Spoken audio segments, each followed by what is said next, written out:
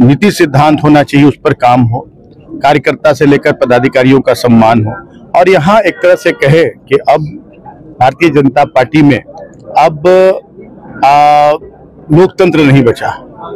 अब व्यक्तिवाद हो गया। अब ऐसे लोगों को जिन्हें 10-10 साल मौका मिला, वो अपने धन बल के बदौलत या अपनी पकड़ के बदौलत कार्यकर्ताओं की इच्छा के विरुद्ध वैसे लोगों को हमेशा उम्मीदवार बना दिया जा रहा है। इससे विचलित होकर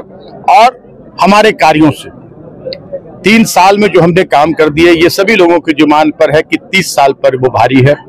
चाहे शहर के विकास की बात हो, चाहे बस स्टैंड हो, चाहे यहाँ के घंटा घर हो, यहाँ का टाउन हॉल हो, स्टेडियम हो, समाहरणालय हो,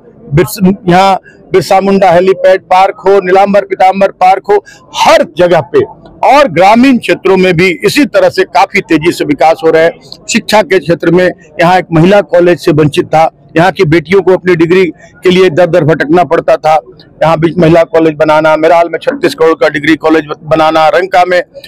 25 करोड़ का डिग्री कॉलेज बनाना, अल्पसंख्यकों के लिए आवासीय विद्यालय बनाना, पिछड़ों के लिए आवासीय विद्यालय सोहबरिया में हमने बनाने का काम किया, रमकंडा में ITI बनाने का काम किया, अभी चिनिया में बहुत ही विशाल, बहुत ही सभी सुविधाओं से CHC, रंका में CHC। तो ये जनता को ये चाहिए, सड़क चाहिए, बिजली चाहिए, पानी चाहिए, स्वास्थ्य सुविधाएं चाहिए, सिंचाई की सुविधा चाहिए। अभी 15 करोड़ 100 करोड़ की लागत से पूरी तरह से राज्य सरकार की योजना सोन कन्हर परियोजना, जिससे वो अभी बहुत जल्द 3-4 महीनों में लागू हो जाएगा। बाईपास, अभी शंखा खजुरी रोड जो शहर के बीचों बीच से होकर गुजरता है, वो रोड 200 करोड़ का हमने पास करवाने का काम किया। बाईपास बनाने का पूरा श्रेय अगर जाता है 100%, मैं गडकरी जी को बहुत बहुत साधुवाद देना चाहूंगा, लेकिन एक जनप्रतिनिधि के रूप में अगर 100% क्रेडिट जाता है तो मिथिलेश ठाकुर को जाता है कि मैं विधायक बनने के बाद इस पर लगकर मैंने यहाँ बाईपास की सौगात देने का काम किया। तो योजना और पर्यटन के क्षेत्र में हमने बहुत सारे काम किए। इन सारी चीजों के निचोड़ के रूप में आज एक एक लोगों की जुबान पर है कि मिथिलेश ठाकुर ही गढ़वा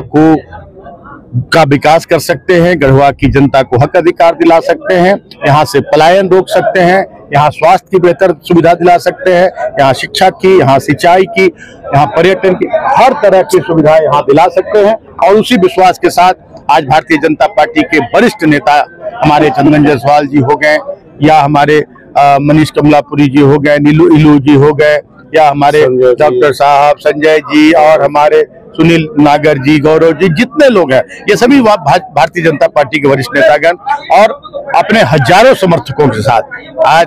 झारखंड मुक्ति मोर्चा में आस्था जताते हुए, मेरे कार्यों पर मुहर लगाते हुए आज पार्टी में आए हैं। और हमें पूरा उम्मीद है कि पिछले बार जो जनता ने रिकॉर्ड बनाया था, आज तक के यहाँ के चुनावी इतिहास में यहाँ कोई भी विधायक 23,500 वोट से चुनाव नहीं जीता था, और वो रिकॉर्ड मेरे नाम है। यहाँ की जनता को उसका पूरा श्रेय जाता है। और इस बार